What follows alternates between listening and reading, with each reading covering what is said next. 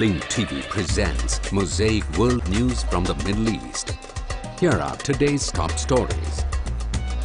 Jihadist group claims responsibility for deadly Egypt-Israel border attack. The two Sudans move toward deal as UN deadline expires. And Cairo's graffiti revolutionaries repaint whitewashed murals. Mosaic World News from the Middle East begins now.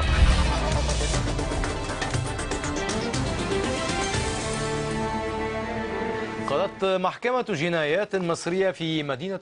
Egyptian criminal court in the city of al-Ismailiyah sentenced 14 people to death from the Tawhid and Jihad group after they were convicted of bombing a police station in al-Arish, as well as the Bank of Alexandria. The court also punished 4 others with life sentences, while it acquitted 6 more.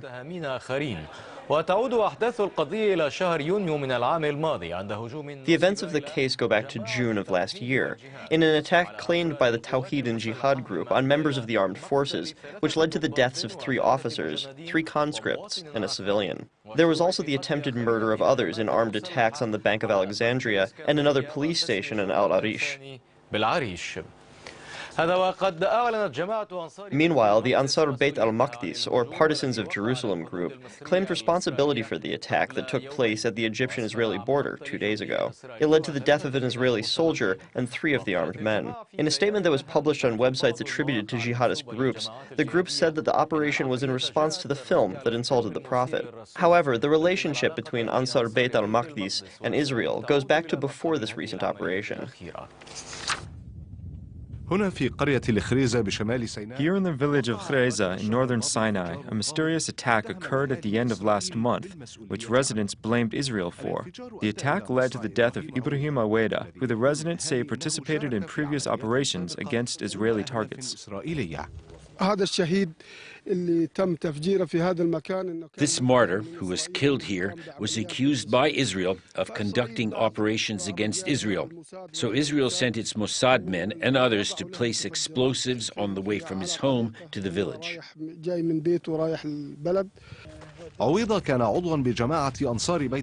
Aweda was a member of Ansar Bayt al-Maqdis, which is the group that announced its responsibility for the latest attack on the Israeli patrol near the place where Aweda was killed. The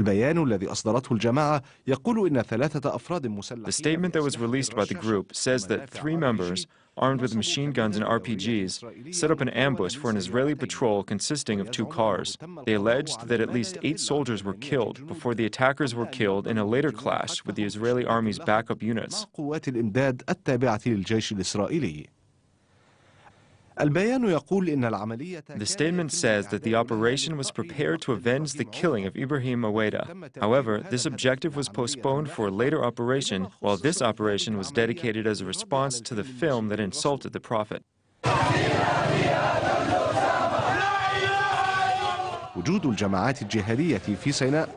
The presence of jihadist groups in the Sinai came into the spotlight in the aftermath of the protests against the film. This was the scene we saw in Arish after Friday prayers.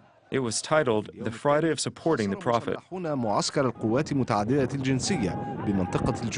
The next day, armed men besieged a camp of multinational forces in the area of Al-Jura for hours before army forces carried out a raid campaign that evening, which led to the arrest of a number of residents. And within hours, a response came in the form of 2 attacks on the Security Directorate of Northern Sinai and the Sheikh Zuwaid police station, which led to several injuries.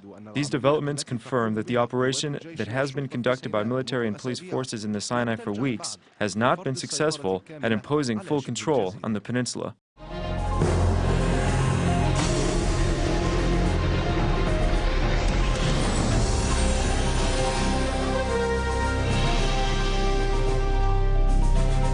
A new round of talks started this afternoon between Sudanese President Omar al-Bashir and the President of South Sudan, Salva Kiir Mayardit, in the Ethiopian capital, Addis Ababa, after the lapse of the extended deadline to end their disputes, which was granted to the 2 nations by the Security Council.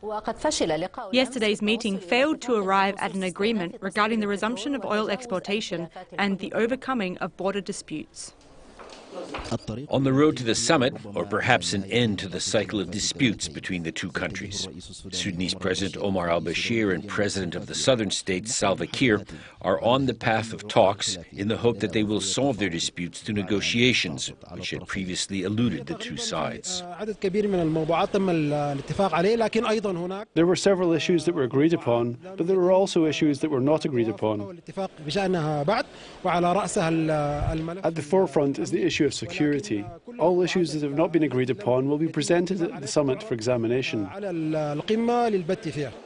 An optimistic atmosphere was felt outside the conference hall. However, the remaining disagreements are an obstacle, not merely for the delegates of the two countries, but also for their young people who are eager for peace and fear another failure on the path to achieving the peace that they're still waiting for. The complexity of the issues presented at the summit makes it difficult to predict whether the summit will take on all these issues during only these sessions. I think the summit will make progress, but it would be difficult to resolve all these issues during sessions that will last no longer than 2 days. The first meeting between the two presidents concluded without official statements. Yet another meeting will follow in the hopes that it will remove more obstacles in the path of the disputed issues.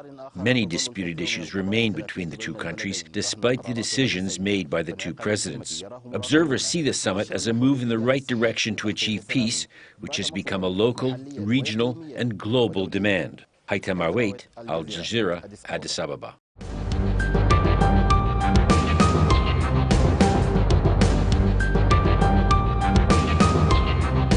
The setting of the revolution, or the revolution's graffiti, returned to the streets of Mohamed Mahmoud in the form of different murals after they were moved during the ongoing cleaning campaigns in the area. And in Tahrir, the process of paving, repairing, and tree planting continues, showing the civilized face of the square after it became the face of the revolution. The walls of Mohamed Mahmoud are being repainted after hidden hands interfered and erased the drawings by the revolutionary youths, which chronicled events and their locations. With brushes and colours, they turned what's happening in their imaginations into reality, expressing determination to remain visible in the political arena. It created a role for the youths, even if only on the walls.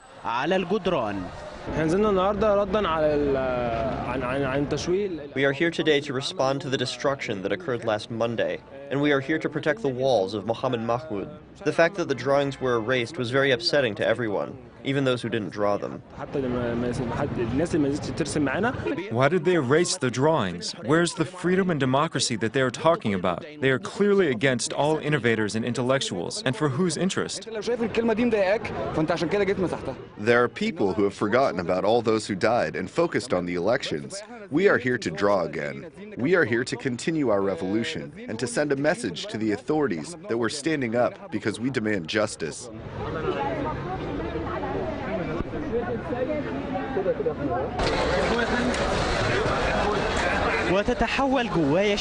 Inside me is a martyr is a phrase that goes from being mere words on a wall to memory in the hearts of those present here.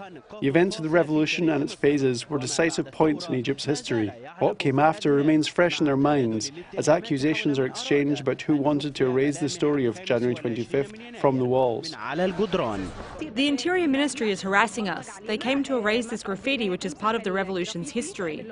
By doing so, they send the message that they erase the story of the revolution and erase the faces of the revolutionaries.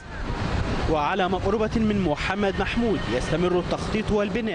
of Mohamed Mahmoud, planning and rebuilding continues. They are working by hand to beautify the square and pave the streets around it, amid a state of calm that has long been absent from the square. From the heart of the square, Hamada Al-Arabi, Nile TV.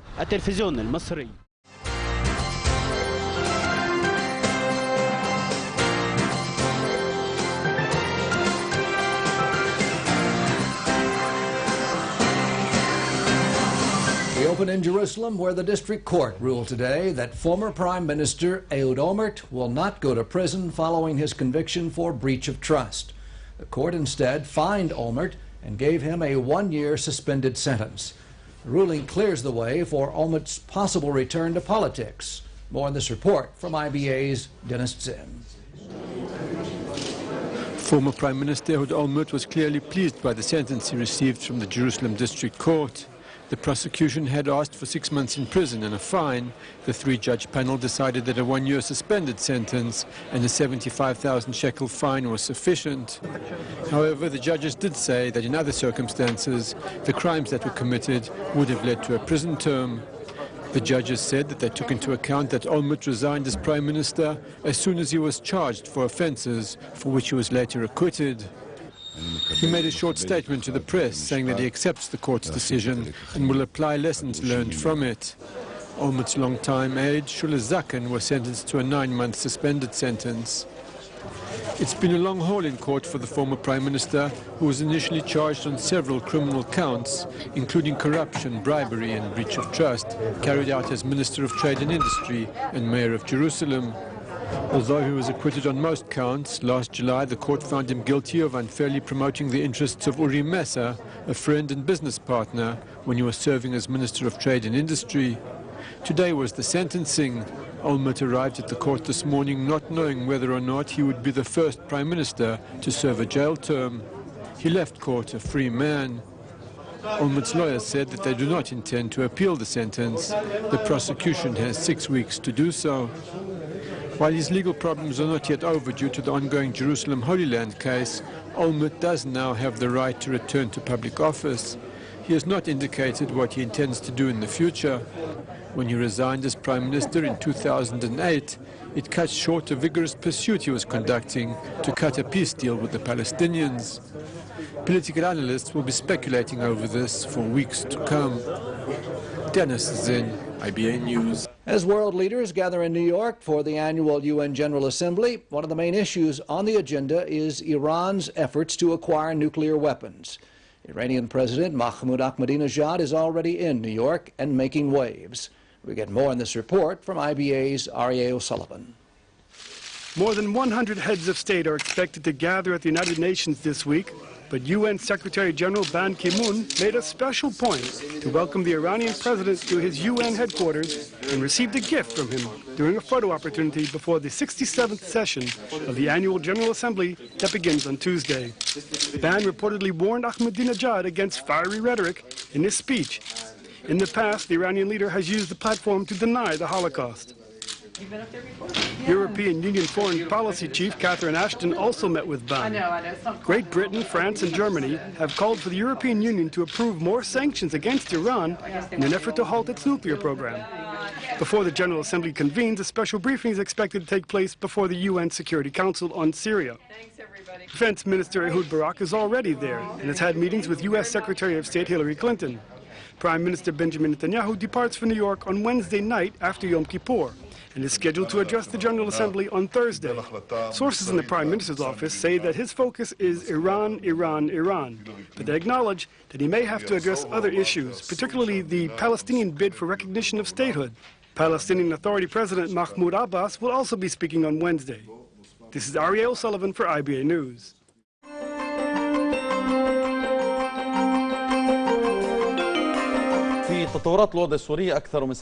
In the latest developments on the Syrian situation, more than 70 people have been killed by al-Assad's brigades, who escalated their bloody attacks on Syrian cities using all kinds of weapons. The most violent shelling was in Aleppo and the countryside of Damascus. Information was reported that Masyaf Salma in Latakia also witnessed violent mortar shelling, in addition to the deployment of armoured vehicles around Khirbet Ghazaleh in Daraa.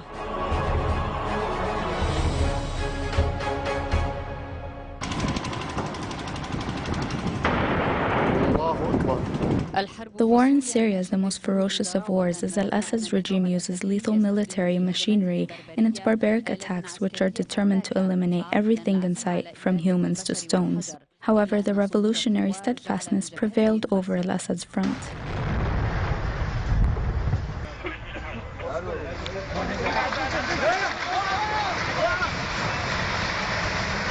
In Damascus, the regime's forces shelled the town of al-Otaiba in the countryside of Damascus. It was noted that dozens of various shells fell. Regime forces demolished a large number of homes with the residents inside. Whoever remains lives on piles of rubble and destruction and of memories that were stabbed by the knives of oppression, shelling, and arrests. In return, the regime's army raided the towns of al-Diabiya and Yilda and renewed rocket shelling on the cities of Douma, Zamalka, and Yabrud amid a campaign of raids and arrests in the city of al-Sabina.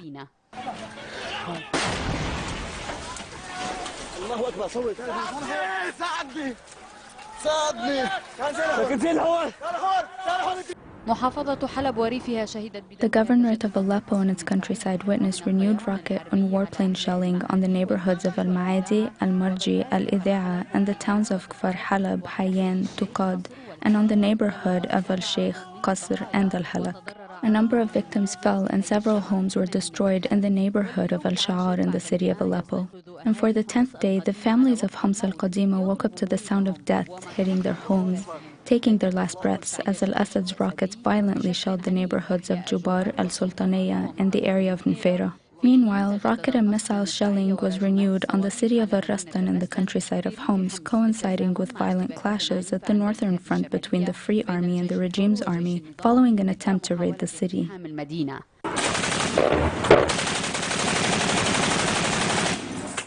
And in the countryside of Homs, violent shelling was renewed on the city of Qusayr, which led to the killing of 3 martyrs and a number of wounded. In Dara, the town of Abta and the city of Sheikh Msakin were subject to violent rocket shelling and clashes between the Free Army and the regime's army. Rocket shelling was also renewed on the cities of Wild, Al-Qarrat al-Sharqi, Al-Tayba, Da'il, Hajja, and the area of Wadi al-Yarmouk. The regime's army raided the border area of Wadi al-Qusayr, and tanks cordoned off Ghirbat Ghazala. On the other hand, the countryside of Deir ez-Zur witnessed heavy shelling by warplanes, which was also seen in the countryside of Latakia.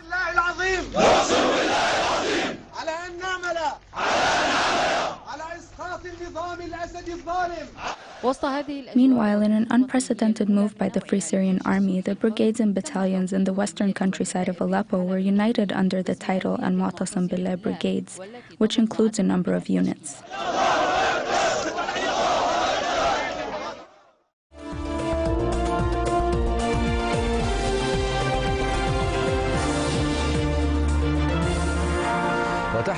Under the eye of the Syrian regime, and in spite of the arrest of several of its figures, the Syrian opposition held a rare meeting in Damascus under the theme, the National Conference for Rescuing Syria. The meeting, which was also attended by Russian, Chinese, and Iranian diplomats, publicly called for the downfall of the Syrian regime with all of its pillars and symbols. It also called for renouncing violence and sectarianism, as well as rejecting foreign intervention in Syria. Our correspondent, Manal Khatib, reports from Damascus. The Syrian opposition has successfully held a general conference in Damascus under the eyes and ears of the regime, which was accused by the National Coordination Committee of seeking to disrupt the meeting.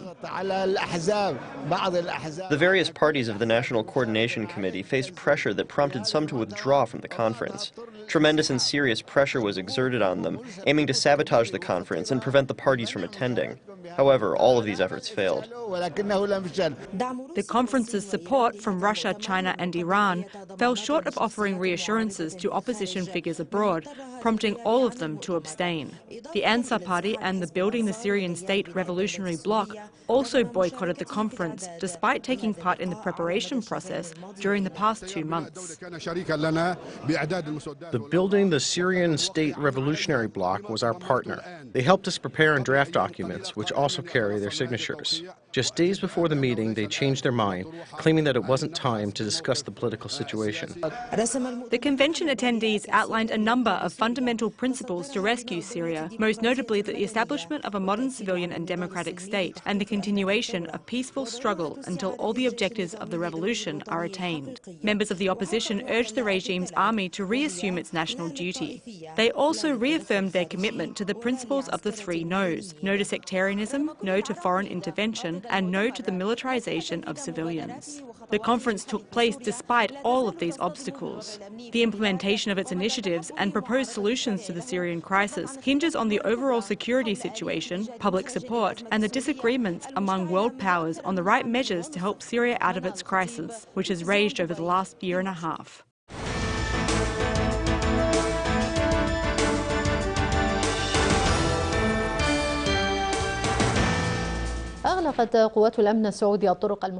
Saudi security forces closed the roads surrounding a prison in a desert location in the middle of the country, where relatives of detainees who are demanding their release staged a rare protest in the kingdom. Protesters said that over 100 people, among them 13 children, had gathered since Sunday in the desert surrounding the prison located in the al-Qasim area. However, the police informed them that they would be detained in case they attempted to leave the area. The protesters affirmed that they will continue their protest despite a lack of food or water as a result of the siege.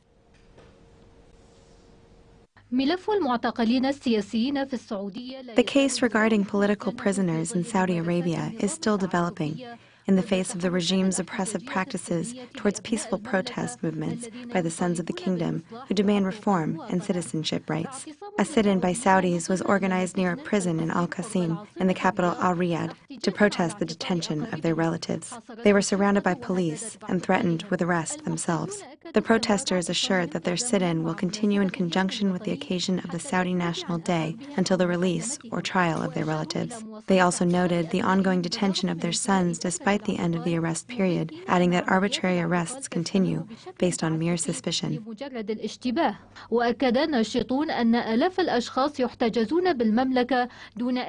Activists confirm that thousands of individuals are detained in the kingdom without any accusation or trial. Human rights associations accuse Al-Riyadh's authorities of utilizing their campaigns against those wanted on security grounds to arrest political dissidents. They also revealed the detainees' exposure to physical and psychological torture. The Yemeni al-Assad movement itself demanded that both the Ministries of Interior and Human Rights work on discovering the fate of the Ismaili sect's leader, Hussein al-Makhrami, who was kidnapped in Saudi Arabia in 2004. The movement held Saudi and Yemeni authorities responsible for the kidnapping of al-Makhrami, who is approximately 85 years of age.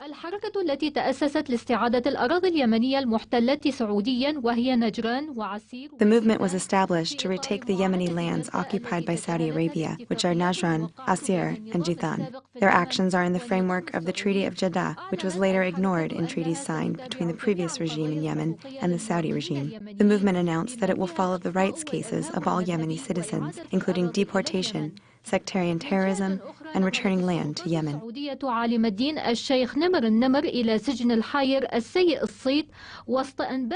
On a different front, Saudi authorities transferred religious scholar Sheikh Nimr al-Nimr to the higher maximum security prison amid news of his deteriorating health. The Al-Awamiyya online network reported that sources close to al-Nimr's family said authorities transferred the sheikh, who was injured by regime gunfire, from the public security hospital in Al-Riyadh. They confirmed that he was still in bad health as a result of his hunger strike. Regime forces move to suppress every populist movement. They fear that the current Arab activism will gain a foothold in Saudi Arabia, which is suffering from a struggle between the various branches of the ruling family, a fact exposed by sources close to them.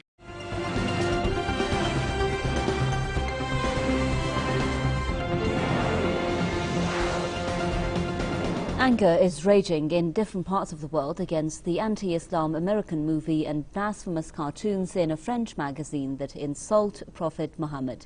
There have been fresh protests in Europe, Canada and Hong Kong.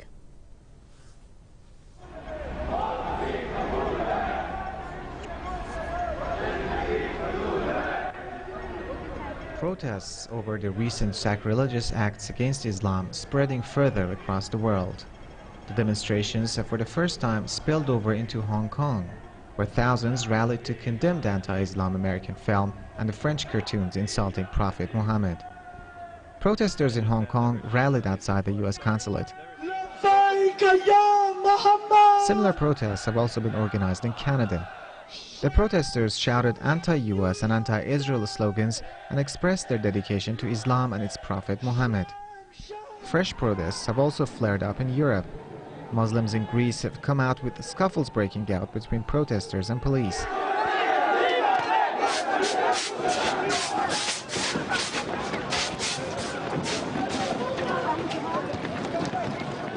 A number of arrests were also made. Muslim anger has not abated since the anti-Islam film was posted on the internet some 10 days ago, and in some countries the demonstrations have turned violent and deadly. Many people have been arrested. Still, rallies against insults to Islam have been banned in some countries like France. French authorities say such protests violate the freedom of expression. This is while many Western governments have banned any questioning of concepts such as the Holocaust. Let me make it absolutely clear. This is not about freedom of expression. This is more about hatred, and it also demonstrates blatant double standards. If denying the Holocaust is a crime, then is it not fair and legitimate for Muslims to demand that denigrating and demeaning Islam's holiest personality is no less a crime? A UN report slams Israel for not doing enough to prevent serious violations of Palestinian human rights. The report says Israel needs to do more to pursue accountability for serious violations of human rights and international humanitarian law. The report says Israel must bring those who violated Palestinian human rights during the 2009 attack on the besieged Gaza Strip to justice. The report also lambasted Israel for sentencing a soldier who killed 2 Palestinian women to only 45 days in jail. Israel's war on Gaza in 2009 led to the killing of over 1,400 people, including women and children. The views expressed on Mosaic are from contributing broadcasters, not Link TV or its sponsors. The production of Mosaic is made possible by grants from the John D. and Catherine T. MacArthur Foundation, the Wincoat Foundation, the Firedoll Foundation, and by support of viewers like you. Thank you. Watch Mosaic World News online. Stay up to date with breaking news, read our blog, get transcripts of past shows, and more at linktv.org/mosaic.